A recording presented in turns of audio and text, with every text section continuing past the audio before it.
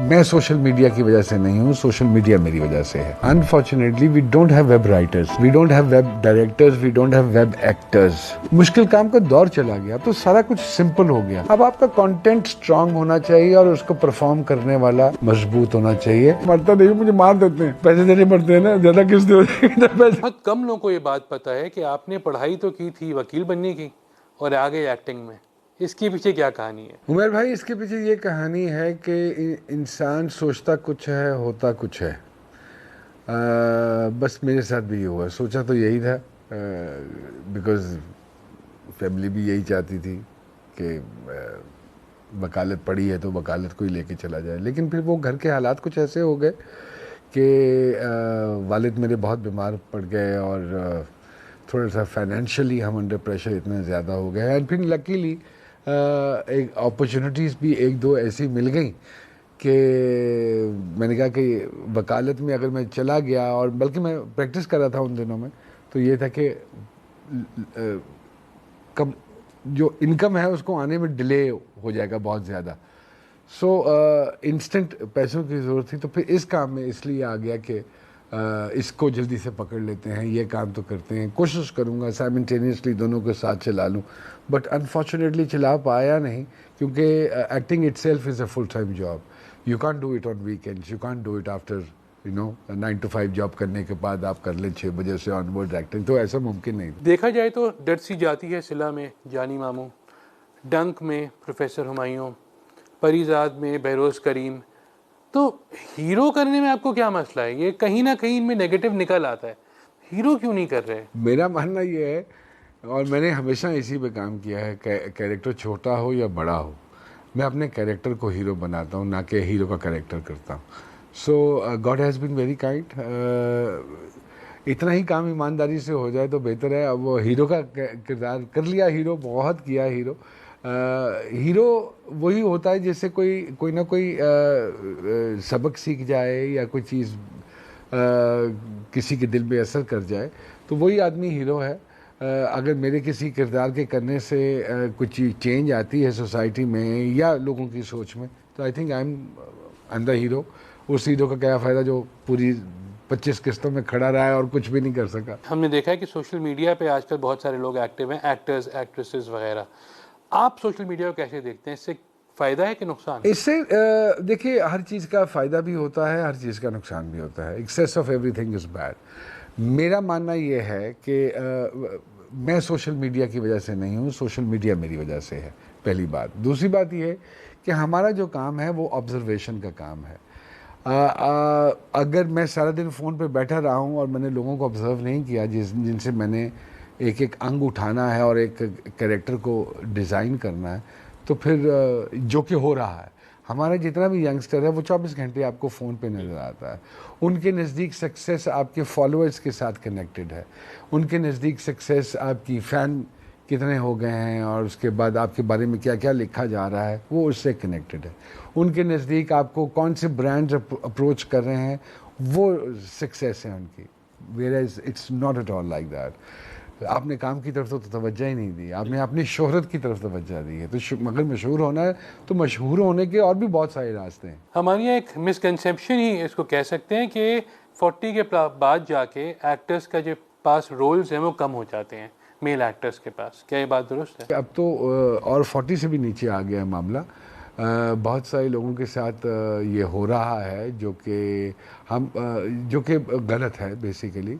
जब मेरे पास एक किरदार है 40 साल की उम्र का, तो मुझे क्या या 45 साल या 50 साल की उम्र का एक एक्टर, रिफाइंड एक्टर और समझदार वो कैरेक्टर करने वाला मौजूद है, तो मुझे क्या ज़रूरत पड़ी है कि मैं एक 30 साल के लड़के को लेके यहाँ या 35 साल के लड़के को लेके बूट पॉलिश लगा के बाल उसके सफ़ेद करके उसको बाप के रोल में दे दूँ। मैं उसके साथ ज़्यादती कर रहा हूँ, और मैं उसके साथ भी ज़्यादती कर रहा हूँ जिसका किरदार था और मैं उसको नहीं दे रहा। तो हमें थोड़ा सा समझने की ज़रूरत है। आपके फैंस को आपसे एक शिकायत है कि दूरियां हो, दश्त हो, पतझड़ हो, मेरा साईं हो, डंक हो, या फिर आपका अभी कभी कोई भी आप ड्रामा उठा लीजिए, दोबारा आप मर जाते हैं ड्रामे में। नहीं, मैं मरता नहीं हूँ, मुझे मार देते हैं, पैसे देने पड़ते हैं ना, ज़्यादा किस दो इधर पैसे नहीं। अब वो किरदार कुछ ऐसा लिखा जाता है, मौत बरहक है और हर एक ने एक दिन दुनिया से जाना है, वो उन किरदारों ने भी जाना है। तो अब मेरा अगर चला जाता तो, लेकिन ये डंक को अगर मैं लेके चलूँ तो it's a true story, it's a true event. वो प्रोफेसर साहब ने वाकई खुदकुशी की थी, लाहौर एमयू कॉलेज का ये वाक़या मेरे ख्याल में, ऐसा आई वाज टोल्ड, ठीक है, और बड़ा मशहूर हुआ था। तो वो एक सच्ची कहानी है, कांट हेल्प इट।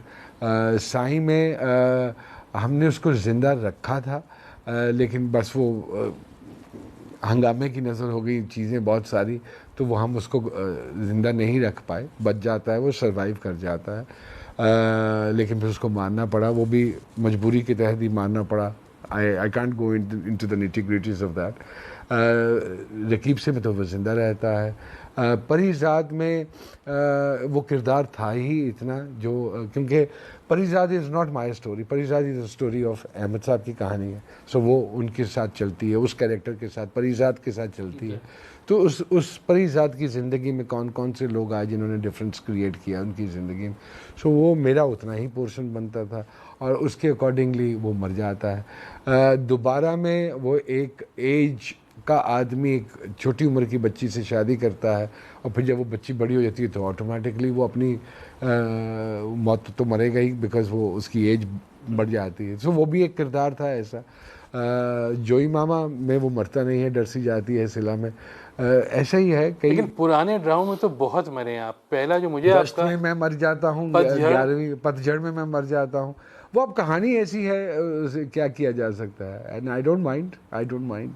लेकिन जितनी देर के लिए आप स्क्रीन पे हैं and if you are leaving an impact और लोगों में ये जस्तजू रहती है कि यार नहीं मरना चाहिए, तो दैट इज़ माई सक्सेस। आपका अपना बेटा अब खुद इंडस्ट्री में आ गया है, उसी इंडस्ट्री में जिसका आप इतने अरसे से माशाल्लाह पार्ट हैं। क्या आपने उसको इन्फ्लुएंस किया या वो खुद उसने इस तरफ आपसे कहा? ये इत्तेफाक हुआ है कि उन्होंने पिछले साल उन्होंने ना कभी मेरे घर में स्क्रिप्ट किया, ना मैं कभी उनको मीडिया की गैदरिंग्स में लेकर आया, ना कभी वो मेरे किसी सेट पे आए, कभी किसी ने नहीं देखा, लोग मिले नहीं उनसे। लेकिन इत्तेफाक से लास्ट ईयर उन्होंने, बड़े वाले ने मुझे कहा कि I want to do this. मैं कहा हाउ कम, कि मैं तो अपनी यूनी में भी हल्का फुल्का करता हूँ, तो ये वो वहाँ भी थिएटर है, तो ये वो, तो मुझे एक शौक पैदा हुआ है ना, I want to do it. Whereas he did his graduation in media business. तो मैंने कहा कि यार ये तो बड़े, आपका वेट ज़्यादा है, इस आप बहुत बुरे लगेंगे आप स्क्रीन के ऊपर, क्योंकि जो आपकी उम्र है 23-24 साल की उम्र है, तो I mean you need to cut down your weight. और इसके लिए तो बड़ी मोटिवेशन चाहिए और एक्टिंग तो अंदर से आती है। ये थोड़ी है कि आप किसी सुबह उठ के मैं कर लूँगा तो ये वो, तो ऐसा तो मुमकिन नहीं है। So 6 months he worked on himself almost and he lost 25 to 27 kg, जिसकी वजह से ही had this sciatica issue as well, जिसमें मुझे मोटिवेशन थोड़ी सी नज़र आई। इत्तेफाक से वो छुट्टियों पे आए हुए थे, ये अभी तो हम यूनिवर्स की एक वॉक थी, तो उसमें एक अपॉर्चुनिटी मिली, तो ही वॉकड विद मी। सो उसके बाद उसको, हालांकि मैंने अगर उसको लॉन्च करना होता तो शायद ख़ुद कोई प्रोडक्शन कर लेता और बैठ के बेहतर तरीके से बताता उसको ये वो सारा कुछ। तो he just got an opportunity and he said मुझे इस तरह कर लूँ मैं, तो मैंने कहा कर लो। आप टेलीविज़न पे होस्टिंग भी करते हैं और आप डिजिटल पे भी कर रहे होते हैं और मुख्तलिफ़ चीज़ें। बाज़ दफ़ा ऐसा होता है कि आप कोई ऐसी बात कह जाते हैं या आपके शो में कोई ऐसी बात हो जाती है जो फिर ट्रेंड बन जाती है। जैसे इफ़त उमर के प्रोग्राम में आपने एक दफ़ा कहा कुछ, फिर अब्दुल रज़ाक और निदा डार वाला जो मामला हुआ। अच्छा, मैं दोनों की वजाहत कर दूँ। इफ़त उमर साहिबा के तो वो एक, अगर किसी ने उसको उस फ्लो में देखा है, क्योंकि वो 1.5 साल पहले लगा था, तो 1.5 साल पहले तो उसके नीचे किसी ने ऐसी कोई बात नहीं लिखी थी, क्योंकि एवरीबडी न्यू कि I gave that statement very sarcastically, क्योंकि वो एक मजाक भी उसमें चल रहा था ये वो। और अगर आप सवालों का फ़्लो देखें तो आपको अंदाज़ा हो जाएगा कि फ़्लो में ही पता चल जाता है कि यार ये कोई गल सी करन वाली जेड़ी तू पुछी है, और ये कोई गल सी करन वाली जेड़ी तुसी जवाब देता है। तो वो एक वो उस फ्लो में था। उसके बाद कुछ इंसिडेंट्स ऐसे हुए जिसकी वजह से I mean sorry I am quoting, लेकिन कुछ ब्लॉगर्स, बच्चे और बच्चियाँ हमारी ट्रेड में बहुत अजीब तरीके से हावी हैं। उनका खुद को ऐसा कोई एक्सपीरियंस नहीं है। वो मैं अक्सर कहता होता हूँ कि मेरा एक दौर था जब मैंने वकालत की थी ना, तो कहा करते थे कि जिसको कहीं एडमिशन नहीं ना मिलती वो वकील बन जावे।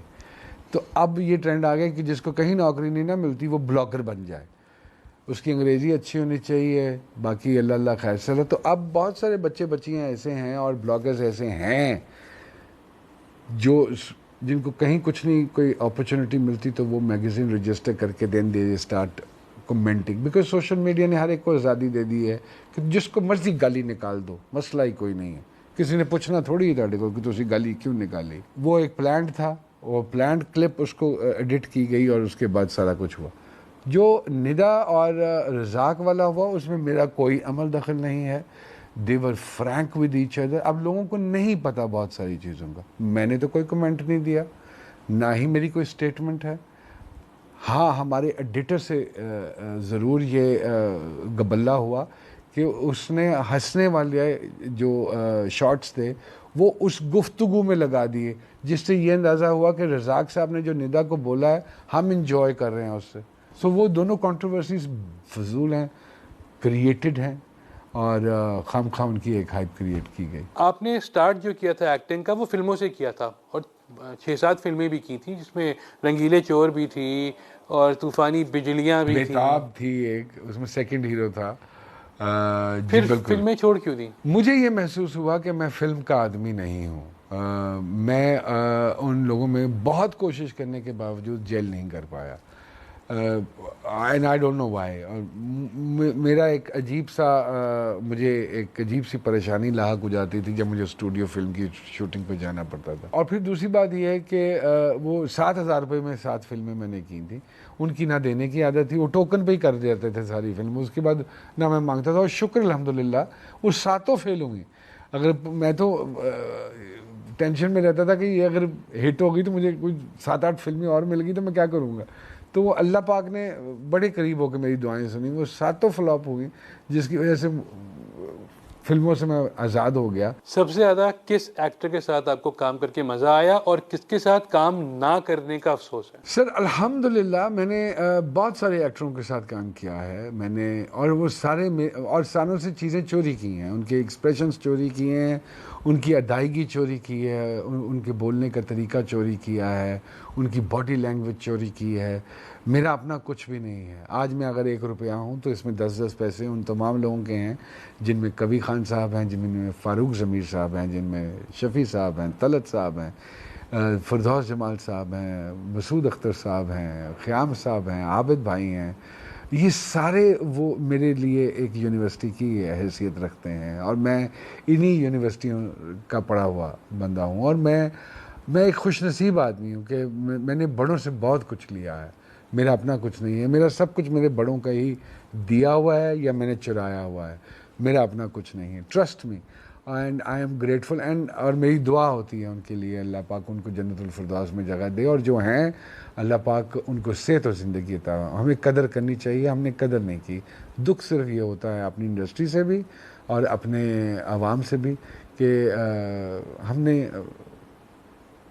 वो इज़्ज़तें नहीं दे पाए हम जो इज़्ज़तें ये लोग डिज़र्व